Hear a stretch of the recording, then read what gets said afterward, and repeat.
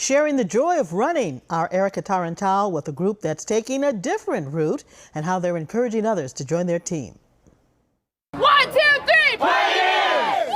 And we're the ones shouting across the street, we're running all, like, run with us, like we meet here at this time every week. It's hard to miss the Pioneers Run crew on the streets of Roxbury, but that's really the point. If you are attracted to us, we're hoping it's because we are ourselves, and we definitely wear our, kind of personality on our backs and on our faces and on our sleeves. Jeremy Guevara wasn't always a runner. He admits growing up he saw running as a punishment.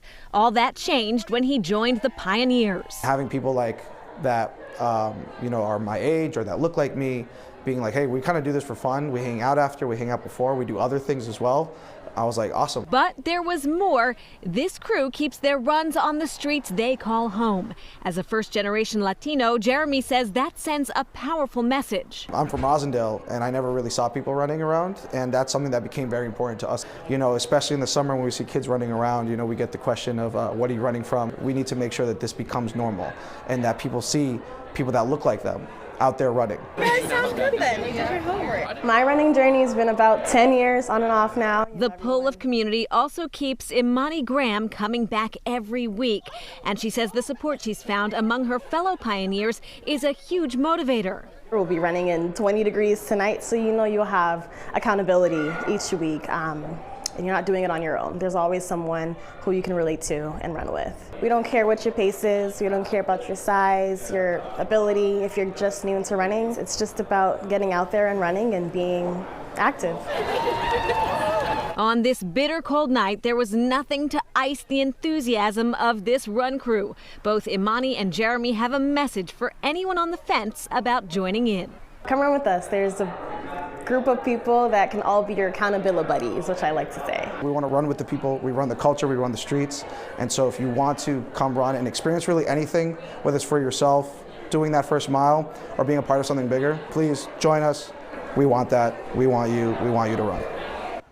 And joining us now is Adrienne Benton, a member of the BAA's Board of Governors. Adrienne is the first woman of color to serve on the board in the organization's history. Hi, Adrienne. How are you? Welcome to the program. I'm good. Thank you. So you said that your goal is to eliminate racial and other disparities within this sport. Talk about how the BAA is, what they're doing to help achieve that goal. Yeah, so basically there is a lot happening.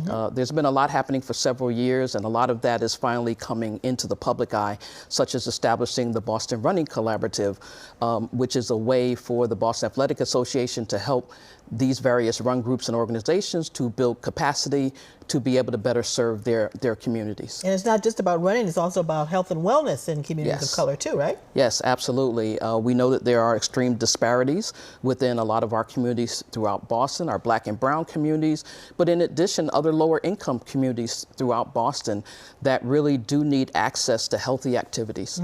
Now, this is something I know that is a passion for you, this next project. Marilyn Bevins was the first African-American woman to finish the Boston Marathon in under 3 hours. And you're working with an organization to help support that achievement with the establishment of Team Bevins, a group of 4 distinguished Black female runners. Yes. How are they going to pay tribute to Bevins? Yeah, so we are just so over the moon and excited that Marilyn Bevins will be recognized throughout Boston Marathon weekend, starting with she's being inducted into the Springfield College Athletic Hall of Fame. And then from there, she will be on a panel today, as a matter of fact. She'll be on a panel at the expo, and you'll be able to meet her in person, but she'll get to talk about her run journey. But she was the first Black female American to first place in a marathon. And then she went on to place second in 1977 at the Boston Marathon. So we're just very excited. She's a hidden figure within distance running. And the 4 distinguished Black female runners who are going to be running to support her. Tell us very quickly about them. Yeah, so we have Sika Henry. She is the first Black woman to get her pro card as a triathlete.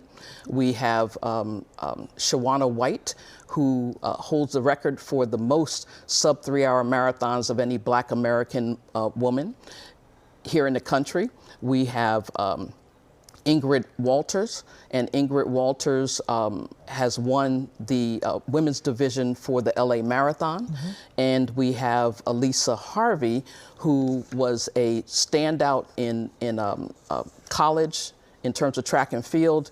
She's run several sub-3 hour marathons. And they're all superstars. Yes, and she has won the Army 10 miler 4 times. Okay, now the unicorn has long been a defining symbol of the BAA, but talk about the black unicorns and what they are and how the BAA is supporting them.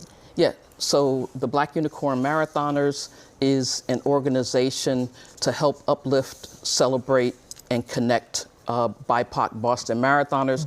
The BAA has been supportive since the inception of the organization, so we can really make Boston a more welcoming place for all runners, whether they live here or whether they're coming to visit. And I know you have your own series of events during Marathon Weekend for the Black Unicorners. Adrienne Benton, thank you for being here to talk to us a little bit about what's going on. Appreciate that. Thank you so much. Up next on WCVB Channel 5, from resilience to athletic excellence, we're going to share just some more of the fabulous stories that make this year's Boston Marathon so special. So please join us right after Cityline for Running Strong. And our exclusive coverage of the 127th running of the Boston Marathon begins tomorrow morning at 4 a.m. right here on Channel 5 and also on the very local app. Thanks so much for joining us. Thanks for watching, everybody. Be sure to follow us on Facebook, Instagram, and Twitter at Cityline 5. Follow me on Twitter at Karen Holmes Ward. Have a great marathon weekend.